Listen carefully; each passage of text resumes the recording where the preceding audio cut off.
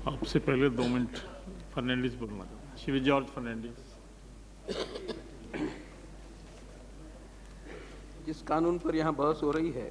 इस पर बहस करते समय देश के पूर्वांचल की ओर हम लोगों की नज़र जाना बहुत आवश्यक है। इसमें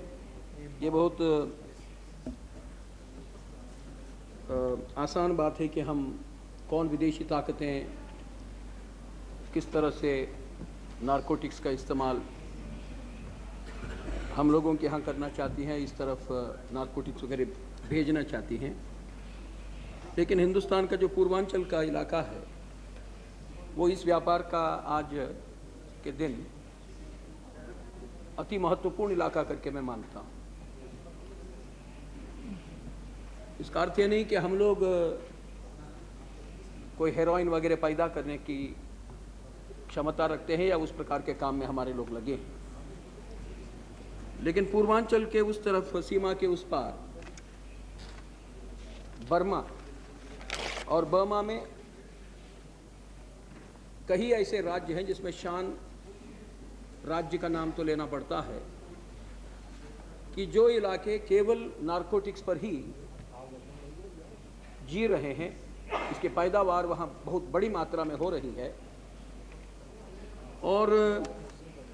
इसे बाहर भेजने का जो मार्ग है वो हिंदुस्तान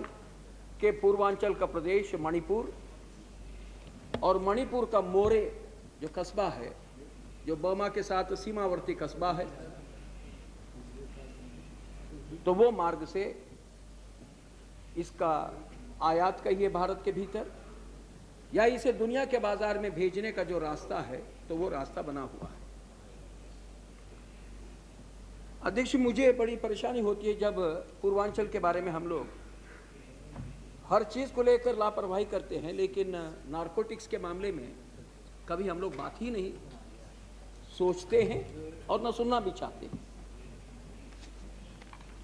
ये मौका नहीं है कि हिंदुस्तान के सुरक्षा बल के लोग कैसे इस व्यापार में पूर्वांचल में फंसे रहते हैं, कैसे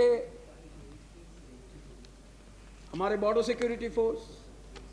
के जवानों को पटने के नजदीक ट्रकों में भर भर के सीमा के उस पार से लाए हुए हेरोइन को लाते हुए पकड़ा गया। इस सदन में वो मामले उठे थे, मुकदमे वगैरह की बात हम सुने थे, लेकिन क्या हुआ मुकदमों का मालूम नहीं, चूंकि जब मिलिट्री की या बॉर्डर सिक्योरिटी फोर्स के ट्रकों में यह माल आता है और एस्कॉर्ट देने के लिए उन्हीं की गाड़ियां रहती हैं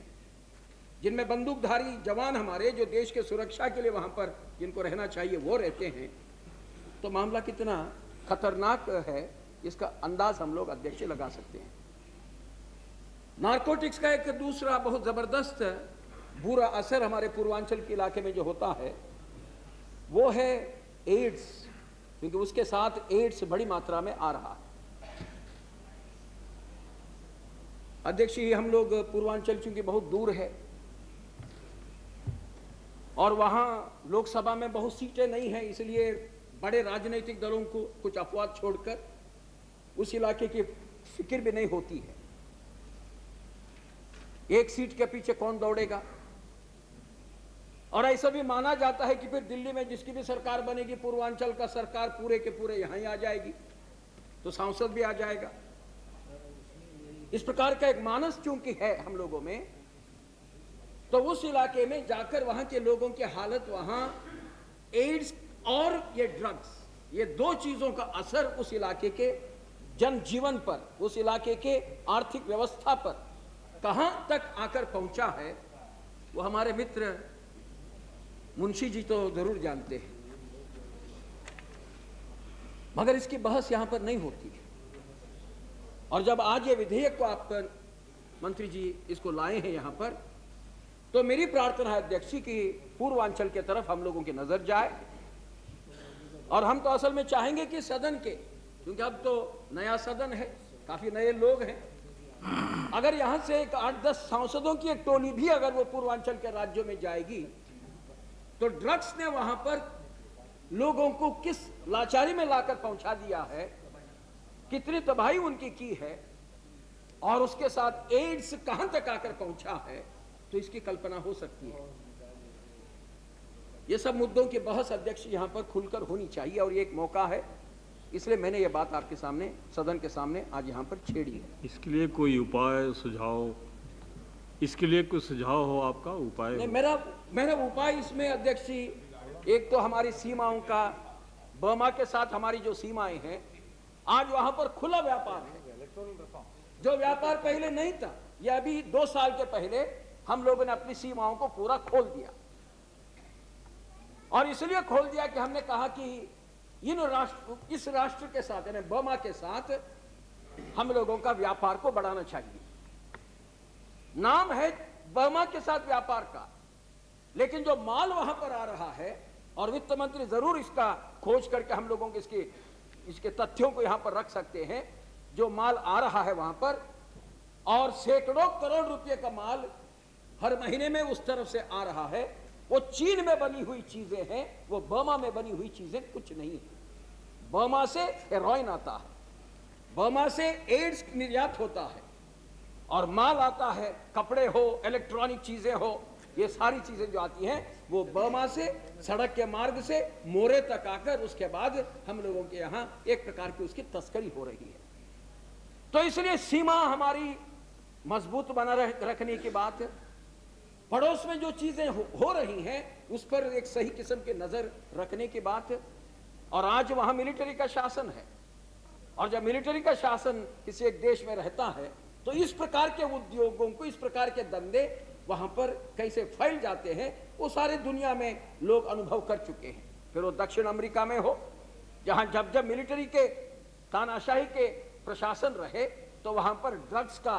पैसा बड़ी मात्रा में निर्माण करके उस पैसे से फिर लोगों को दबा रखने की एक परिस्थिति हम लोगों ने देखी है इतिहास में। आज के ताजे इतिहास में भी हम लोग इसका अनुभव कर रहे हैं। और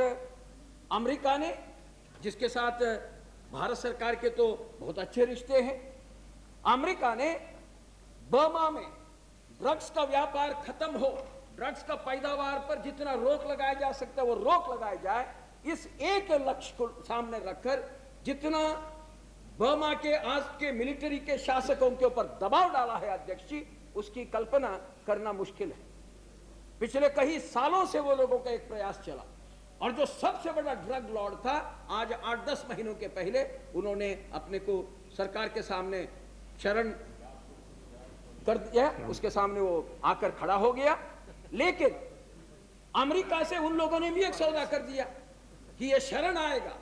लेकिन इसको गिरफ्तार करके इसको मुकदमा इसके ऊपर नहीं चलाया जाएगा। ये भी सौदा करके उन्होंने अपनी जो निजी पलटन थी, वो निजी पलटन को भी अभी मोटा मोटी तो बर्खास्त कर दिया, लेकिन मिलिट्री के सुरक्षा में वो बहुत आराम से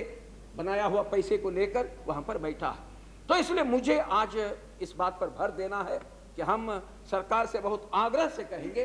बर्मा के सरकार के साथ इन चीजों के बारे में बातें करिए। हमारी जो सीमाएं वहां पर खोल दी हैं चीन का माल को बर्मा के मार्ग से भारत में लाने के लिए, वो सीमाओं पर और कड़ी नजर रखिए। और ये ड्रग्स और एड्स का मामला पूर्वांचल के हमारे प्रदेशों को जो मिठा रहा है, वहां के लोगों को तबाह कर रहा है, उससे इस देश को बचाने के लिए कुछ कदम उठाइए। वरना ये कानून जिसमें हम लोग केवल पश्चिम की ओर इधर देखें और कौन विदेशी यहाँ आकर क्या हालात बना रहा है, केवल वहीं तक सीमित रखें, जो जहां असली खतरा जहां से है वहां हमारी नजर नहीं जाएगी। इसलिए मेरी सरकार से प्रार्थना है कि इस मौके पर उस पूर्वांचल का ख्याल रखकर बर्मा के साथ बात करके इस मामले को हल करने की दिशा में आगे बढ़िए। धन्यवाद आपका चिदम्बरम जी। उनसे पहले मैं एक बात कहना चाहता हूँ, जो कुछ जॉर्ज साहब ने कहा है ये बहुत गंभीर मामला है। मैं चाहूँगा कि सरकार इसको सीरियस व्यू ले और कोई इसमें प्रभावी कदम उठाए। आप आगे कहिए।